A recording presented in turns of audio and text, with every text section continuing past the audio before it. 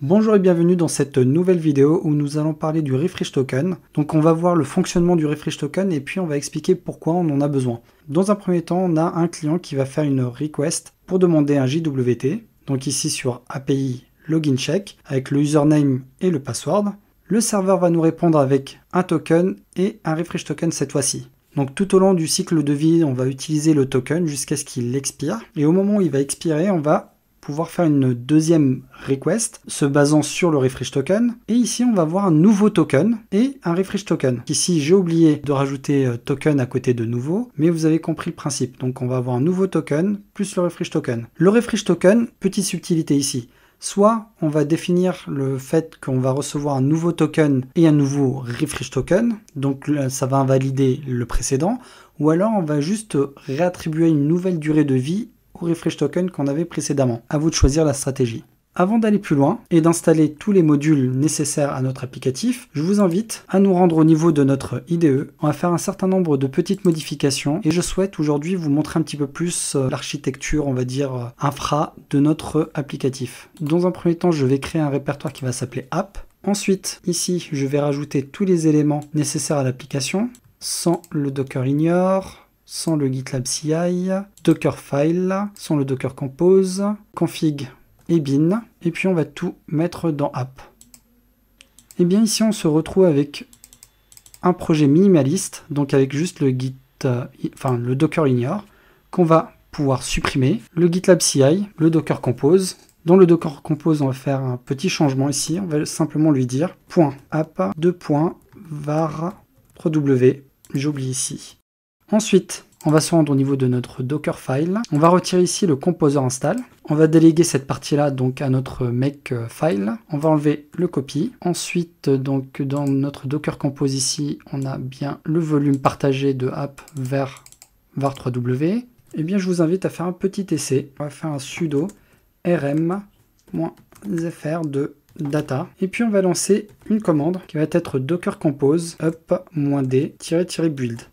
Alors ici, on voit que l'installation s'est bien effectuée. Donc on va faire un coup de make ssh php. Il semblerait que j'ai bougé aussi le makefile. Donc on va le sortir. Et puis, on va rejouer notre make clean db. Alors avant ça, vendor install. Et puis on rejoue notre clean db.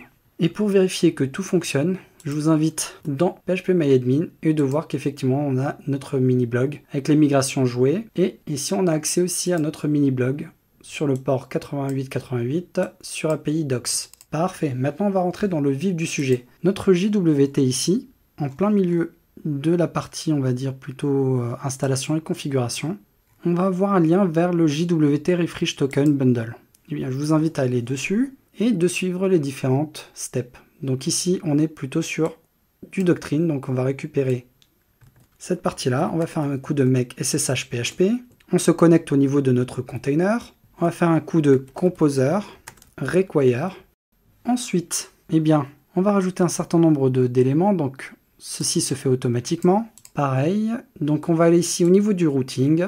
Donc, app, config, routes. Et on va rajouter cet élément-là. Si vous voulez changer donc de passe, vous pouvez le faire ici directement. Ensuite, donc, hop, on voit qu'ici, c'est la version 3. Donc, hop, j'ai fait une petite bourde. Hop.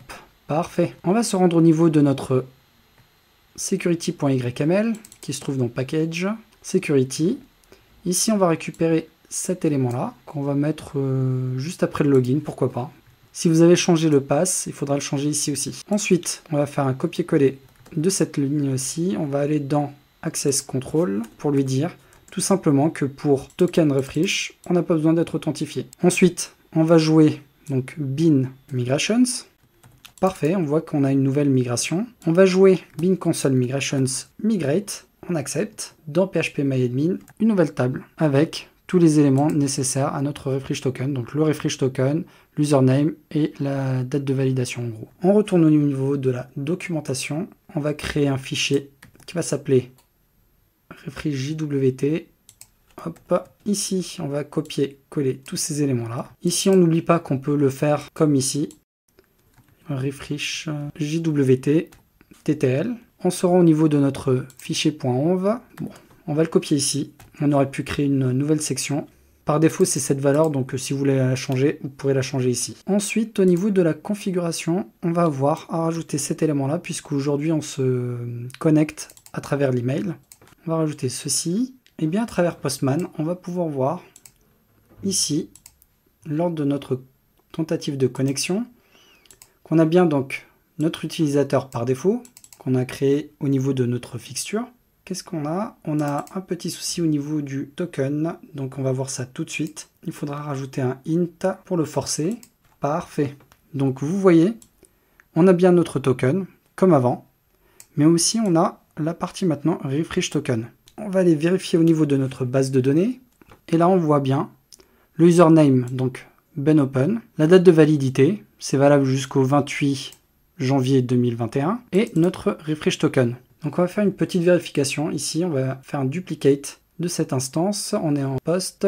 Ici, refresh/token. Dans le body, on va plutôt avoir refresh token, underscore token. Et puis, on va lui coller ce qu'on avait juste avant. Hop. Et puis, on a tous les éléments nécessaires ici, normalement. Bon, bah, faisons un test déjà. Refresh token, il ne connaît pas. Alors, ok, pas de souci. On va inverser. Donc refresh token et plutôt token refresh. D'accord, donc il y a un petit souci. Effectivement, maintenant, on va avoir besoin de patcher un certain nombre d'éléments. Donc SRC, exception subscriber. Donc si je viens au niveau de notre exception subscriber ici, alors ce sera plutôt événement, exception subscriber. Et ici, je voudrais bien juste faire un petit DD du exception, vérifier quelles sont les erreurs qu'on peut avoir. C'est au niveau du JWT Created Listener, d'accord. Donc on va retirer ceci. On va aller au niveau de notre Event Listener, JWT. Ici, effectivement, alors c'est très simple. Donc ici, on va faire une petite condition en lui disant simplement nul différent égal à user. Parfait. Ce qui va se passer ici, c'est surtout que donc on n'a pas d'utilisateur connecté comme on l'a défini dans le security. Ici, on a Anonymous. Eh bien, on va tout de suite retester et on voit que ça fonctionne parfaitement. Donc, on voit qu'on a un nouveau token qui ne correspond pas au token qu'on avait au préalable. Donc, on peut voir par exemple ces derniers éléments-là. 1B, 1B. Donc, on voit que c'est un autre token. Par contre, on voit que c'est le même refresh token. On va se rendre au niveau de notre terminal. Git status, hop, tous ces éléments-là ont été renommés, ce qui est normal puisqu'ils se retrouvent dans le répertoire app. Et puis on va faire un git add.git commit move symfony project to app directory and implement refresh token. Parfait, git status. On va rajouter un nouvel élément qui va être donc notre point git ignore, hop, ignore idea et data. Git status, on voit que c'est bon. Par contre, je vais faire un git reset head.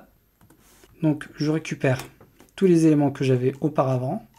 Git add, hop, git status, tout a été ajouté et je remets le même commit. Git push origin develop.